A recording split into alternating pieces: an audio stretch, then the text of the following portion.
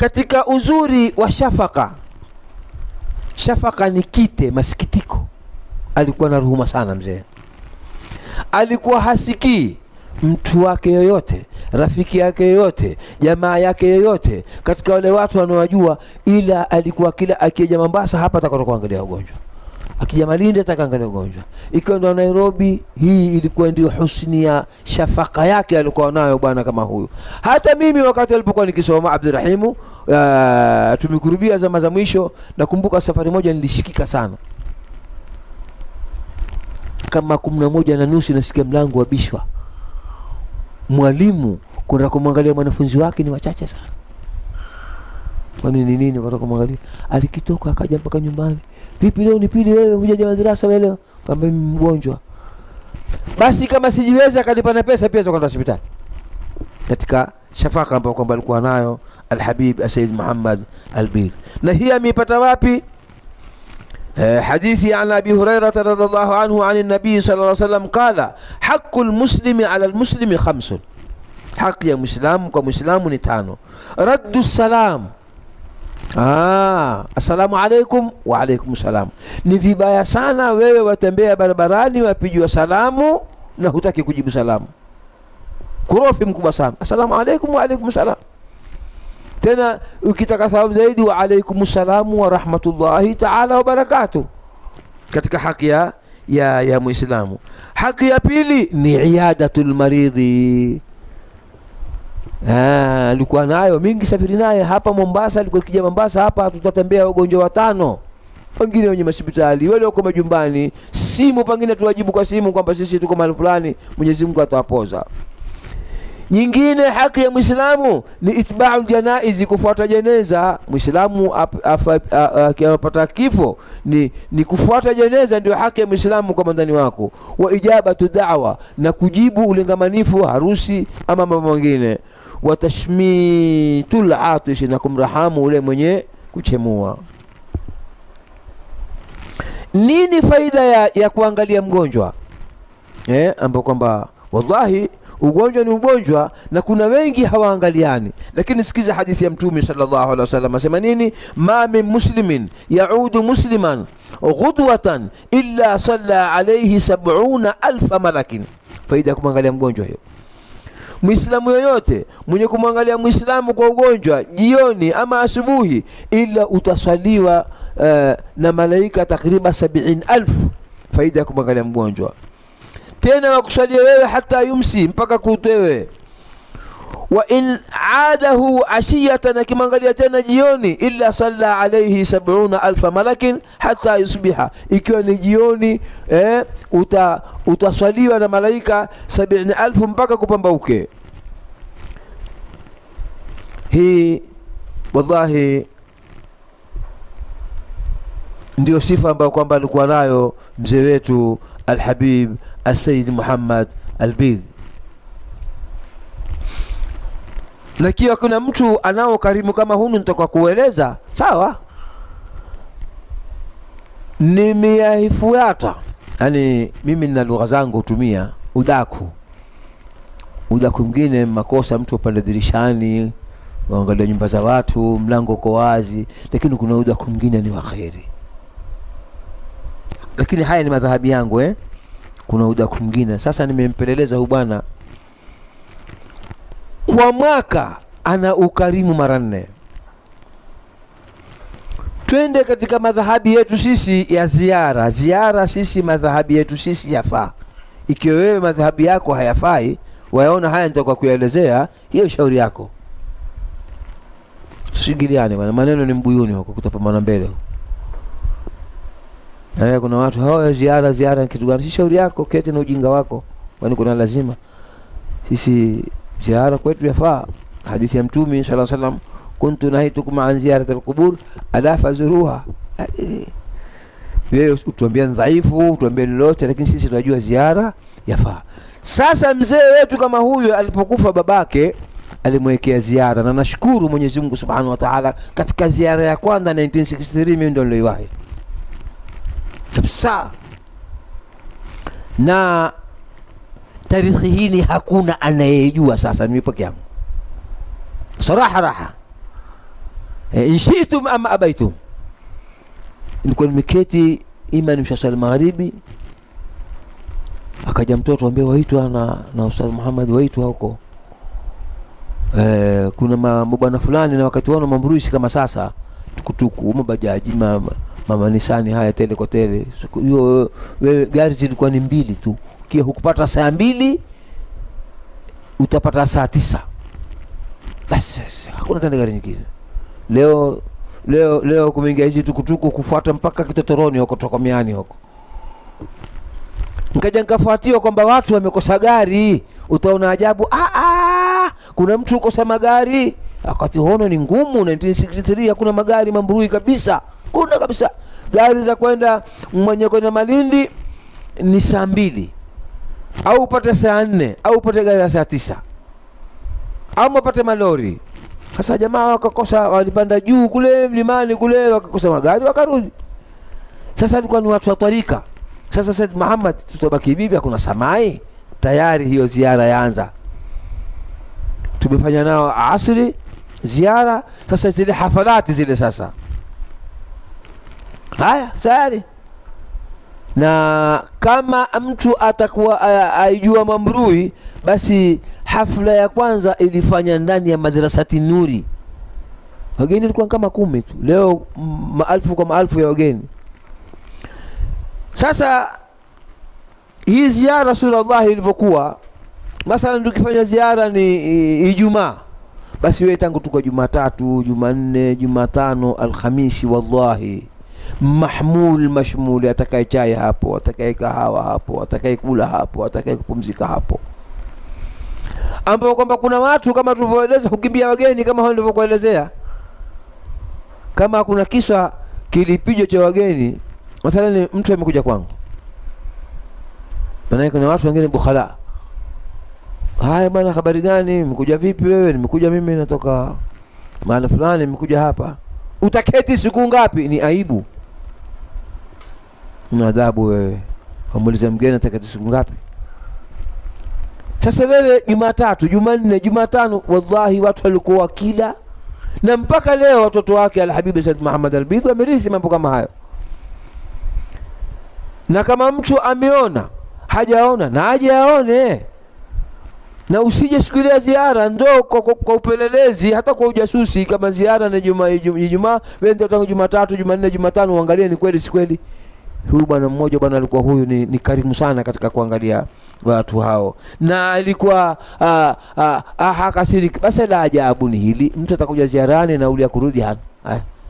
Nikukutia mtu basi ufanye hafla yako ya maulidi au nini au ya akidi nikah akihudhuria, unshauza jamaa ahsantum, umone mtu kuzunguka, bwana mimi ninakuja katika harusi yako lakini sina nauli ya kurudi.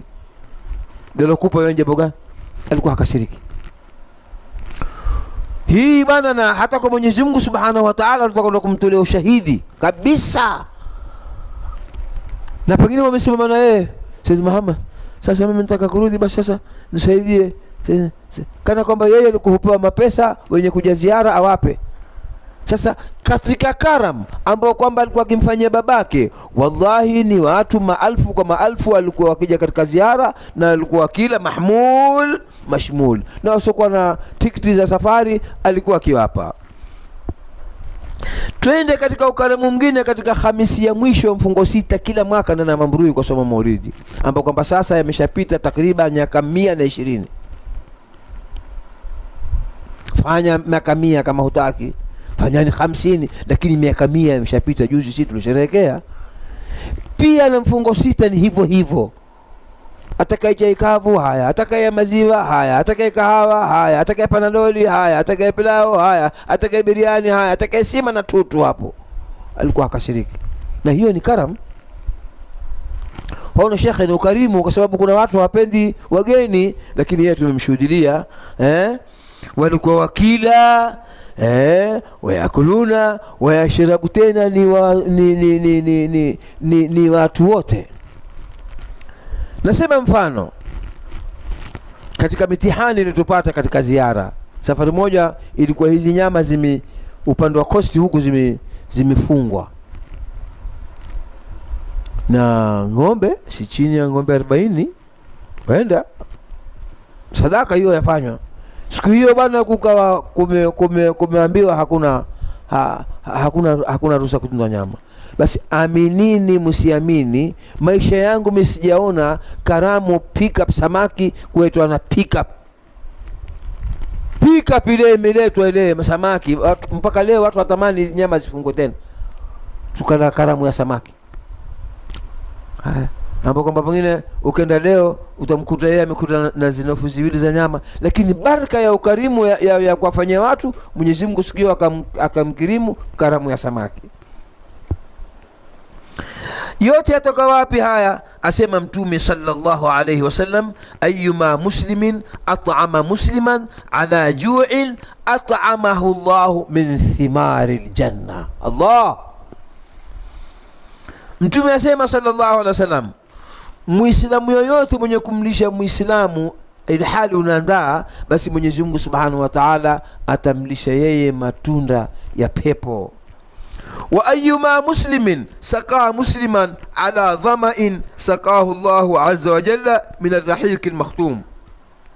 Na Muislamu yoyote mwenye kumpa maji, juisi, soda, yani mpaka ile kiu ikamuondokea, basi Mwenyezi Mungu Subhanahu wa Ta'ala atamlisha yeye hiyo ar-rahiqil al-makhtum, ambapo kwamba khitamuhu miskun wa fi dhalika falyatanafasil mutanafisun. Nini maana ya ar-rahiqil makhtum? Hilo ni tembo la peponi bwana. Mtu mwenye kunyesha watu hapa, yeye atakana kupata mambo mazuri kama hayo. Katika ukarimu, mambo mengine, ukarimu wa tatu ni hafla ya Shaaban. Allah, watu wa Burda walimwambia kila siku ile hafla ya 23 Shaaban sisi tutakuwa tukisoma Burda pale. Sasa wala hudhuria, watakuwa wamehudhuria ile Burda. Ikimalizika pale kubaila al-isha, watu hula waka kama ziriba, chakula cha kisawa.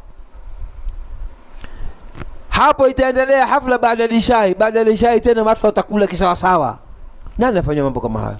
Na mtu mwingine anamwambia basi mambo gani haya? Mambo makubwa bwana. Hakuna kitu kama kizuri kama it'amu ta'am.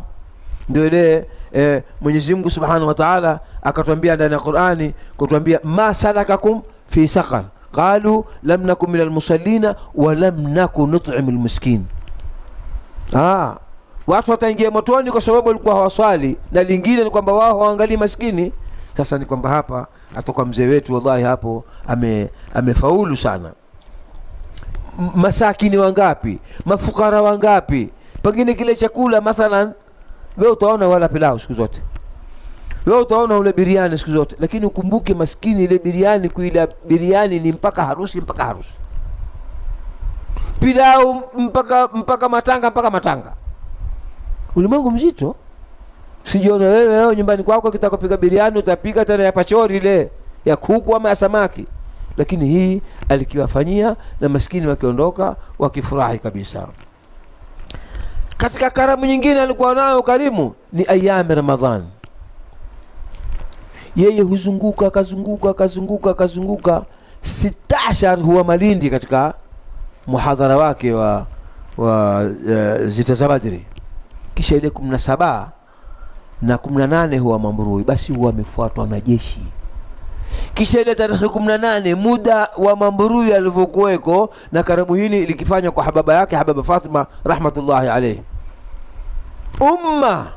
Sasa wewe angalia karamu hizi za mwaka mara 4, wewe wafanya ngapi? Kwa ajili hizi ni moja katika sifa zake alikuwa nazo mzee wetu Al-Habib Sayyid Muhammad Al-Beidh. Katika ukarimu wake alikuwa akiwakarimu mpaka wasiokuwa Waislamu. Wale wanafunzi wanaosoma Amerika walikuwa wajua katika Afrika kuna mwalimu mmoja Kiswahili chake ni kizuri sana. Sasa walikitoka kama basi 2, wakaja Mambrui wake kwa waume. Ewe wake na waume na wake, kwani mwanamke hatufai kuzungumza naye? Na walikuja kwa mama mawili kusoma Uislamu na kupata lugha ya Kiswahili. Basi wallahi alikiwaambia tu wale wanawake wajitande vizuri tu, lakini alikuwa keti akizungumza nao, na kisha hapo watu wote wakala. tena ala hini ghafla. Hata siku moja hivi tena akhiru hayatihi, mimi nilikuwa ni kila kubaida al-maghrib nilikuwa ngeta kumtembelea, kubaida nikamsalisha nikatoka. Sasa siku hiyo magharibi nikaenda, niambia ulikuwa kwa wapi wewe? Sasa leo nikuja kutoa burda hapa kama saa 5:30. Basi zima la TSS. Haya, wakanamkuu hapa. Sasa wakanambia waendao maziarani, ili wakitoka maziarani kumzuru Al-Habib Said Al-Beidh atakuwa nazao Mombasa, hakuja kumsakhidisha kula. Akabana nendeni.